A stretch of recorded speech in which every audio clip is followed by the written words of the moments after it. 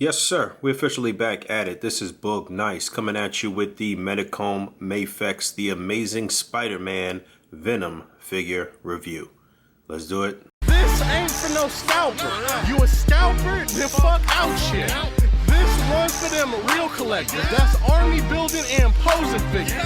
Marvel Legends, imports, mini Mayfield fucking with them. Hype beast, we know about you. Stay buying figs, don't know about it. And a quick look at the artwork on the box. You can see the Amazing Spider-Man logo, Venom, a picture of the figure. More the same on the opposite side, a different picture of the figure, more logos, number 88. Right, let's get this bad boy open, see what's what. Alright, here we go. Eddie Brock, aka Venom. Although his box reads that he is number 88 in the line, this is only the 4th or 5th comic-based character from the Marvel Comics imprint released by Mafex. Mafex was known for doing movie figures first. It's only recently that they started releasing comic accurate characters, the first being Gwenpool. We actually got Gwenpool twice. There was a good version and an evil version, and then we got Spider-Man, which is arguably the best 1/12 scale Spider-Man ever released. We got Deadpool, and now we have Venom. So we got a villain for Spidey, for our best Spider-Man out to date, and I'm sure at some point we'll see Carnage. It looks like sky's the limit for Medicom. Let's see how this guy fares. And taking a close look at his deco, so a classic look here for Venom where it's supposed to be like a black costume with some blue undertone, and I think they did a decent job of that, although under the light, under close inspection, it kind of looks like some of this blue is showing up green. I don't know if it's showing up for you like that at home. And I can definitely see a few minor paint imperfections here. Gwenpool had some really bad paint applications across the board, and it looks like they had cleaned it up with Spider-Man, and Deadpool came out pretty clean, but it looks like they may have had some issues here with Venom. For the most part, he does look good. I do really like the way this head sculpt looks. It does look very comic accurate.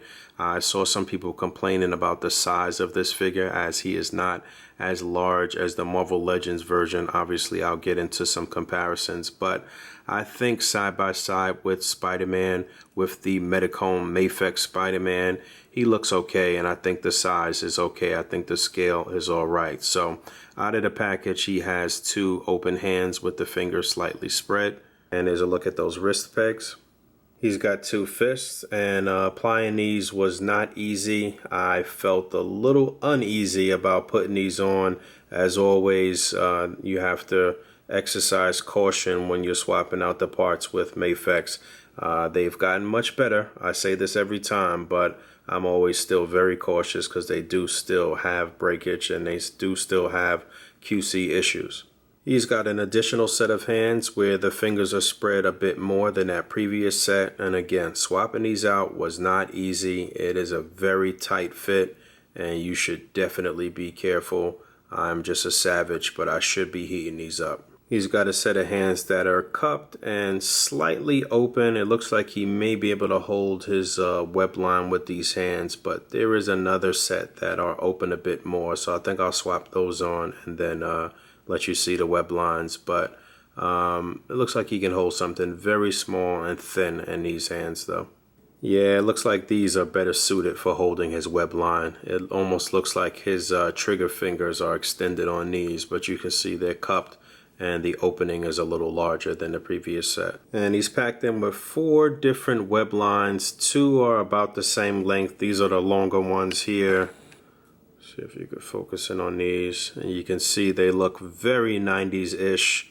I think they'll look cool when you get them in his hand, but those are the 2 longer ones, and then there's 2 shorter ones.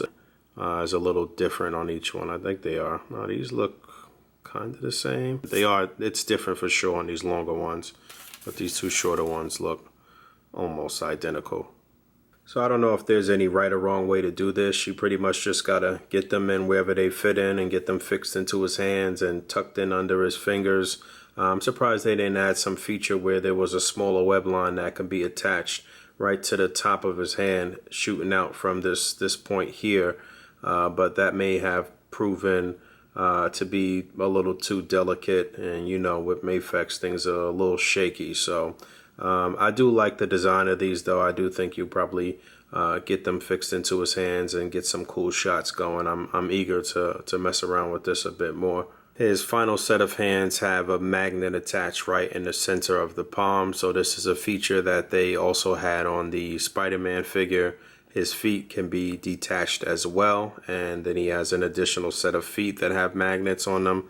I'll get that all fixed on. There's that, and just like with the Spider-Man figure, these feet attach on an angle, so you need to be careful as you're applying those. Let's see how these magnets work. Would you look at that shit? So I tried to attach him to the wall that came packed in with the Amazing Spider-Man 2 figure, and the magnet came right out of the center of the hand. So I'm gonna have to glue that back in. First QC issue so far, and I'm not feeling good about that.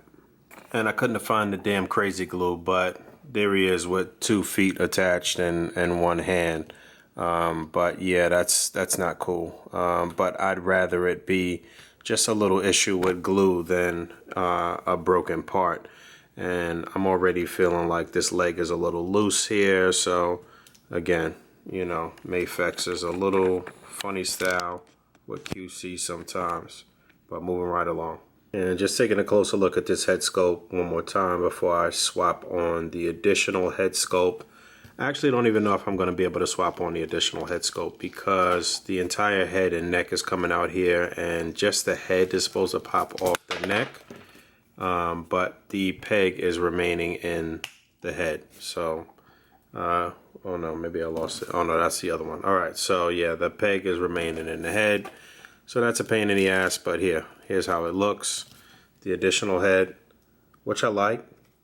I think that looks pretty good.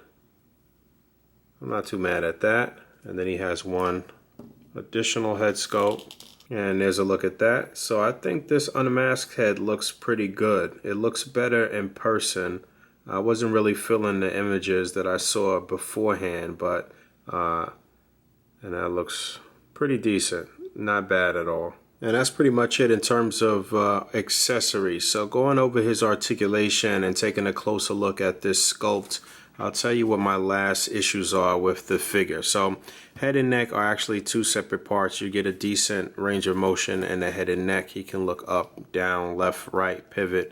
No issues really there. Shoulders are on a ball joint, and there's a butterfly joint in there as well. So you get a nice full range of motion on the shoulders. You know, you can do a full 360. You do get an upper bicep swivel. There's a double jointed elbow, swivel, and a hinge on the wrist. One thing I don't like though is the way the shoulder looks here, the way this joint protrudes. That looks very odd. That doesn't look natural to me. And I also don't like the way this area of his back looks. But I guess he was oddly proportioned as Venom in the comic books too. And maybe that's what they were going for there. But anyway, upper torso articulation can rotate just a little bit and move back and forward, turn left to right. You do get a decent ab crunch, forward, back. You can turn them at the waist as well. Looks like there is a T-joint at the pelvis. Legs come up pretty far. You got that sort of barbell joint in there in the pelvis, so you can rotate there. You do get you do get a double jointed knee, and you get a hinge and a nice deep pivot on the foot. And there is a toe joint as well, and that just popped off, but no issues there. Again, I'm a little iffy about this pelvic area though, and how it seems kind of loose, and I don't like the way this joint is rotating on the left side too. So I'm a little cautious. I feel like I want to have another version of these, because I feel like I might run through this and tear this one up. But the articulation is pretty good though. Definitely better than the Marvel Legends version, that's for sure. Alright, here we go with some size comparisons. And my bad, I had to step away from that review last night. I tried to do 2 reviews in one night. So check out my review of the Marvel Legends Cowboy Wolverine. And I tried to finish up Venom in the same night, and I was crashing. I was real low energy towards the end there. But here we are. Next day, some rest, fresh start, and size comparisons. So we have the Mafex Comic Venom and Comic Spider-Man next to the Marvel Legends Venom and Spider-Man. So one of the first complaints to come out about this new Mafex Venom was that he was undersized, and I would have to agree with that. I do think he is just a tad bit too small. He definitely could have been taller.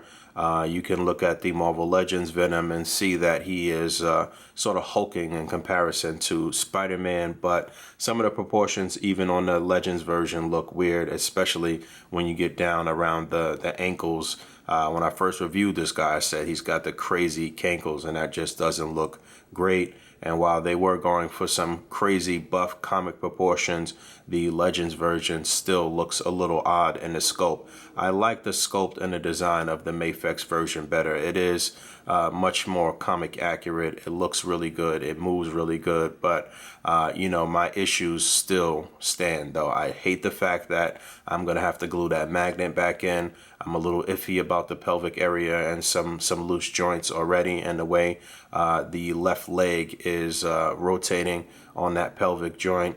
And I'm not really 100% sure about the color, although there is no blue hue on the Legends version, that's for sure. So taking a look at the unmasked heads, there's that. And neither one of them are really knocking my socks off. But if I had to pick, I'd say that the Mafex version is just inching by the Legends version, just because overall, just this comic look of the Mafex version really does it for me. That 90s look, you know, I guess it's the nostalgia for me. I'm old. Would have been nice if we got something like this with the Mafex version, this sort of symbiote effect, you know, for 75, 80, 90 bucks that you may spend for the Mafex version. They could have packed in one or two additional things. For 20 bucks with the Legends version, you know, you did all right. But yeah, I guess you could finesse this if you wanted to and swap on the Legends effect on the Mafex body. And there's a look at those side by side. So the two unmasked heads from Mafex. Not bad, not the best, but again, I think they look much better in hand than they do in any images online. So I still haven't been able to swap on his additional head properly without just kind of sitting it up there. But yeah, I wanted to show you this. I guess if you wanted to do that, you could. I don't really see why you would want to, but hey. And I saw my man Michael Wisman try this. So this is the Marvel Legends most recent Kraven head on the body. Again, the neck peg is not there. This would sit just a bit better if the neck peg was there. I'll get that worked out later for Instagram or for a main course or what have you. But this actually works. It actually looks pretty good. And I'm lying, this was actually the most recent Kraven. This was from the Black Suit Spider-Man and Kraven 2-pack. And again, it's not on the neck peg because the neck peg is not there, but if it was, it would sit just right. So this looks great. So while I am happy to have this guy, and I do really like the look of this guy, and I do like the articulation, I'm not blown away. This is not one that I would highly recommend, although I would recommend that you pick this guy up because I can only see him shooting up on the secondary market. And once things dry up, this guy is going to definitely be really pricey to backtrack and get. So get one while you can. Keep him on ice. Let's see what happens. I doubt that they're going to change the buck at any time moving forward. This is probably it. So yeah, I just wish he was a little bit larger and that I didn't have any QC issues. Now, those QC issues may only be unique to my figure. It may not be across the board. So it is worth a shot. All right. Thanks for hanging out. As always, rate, comment, and subscribe. And until next time, peace.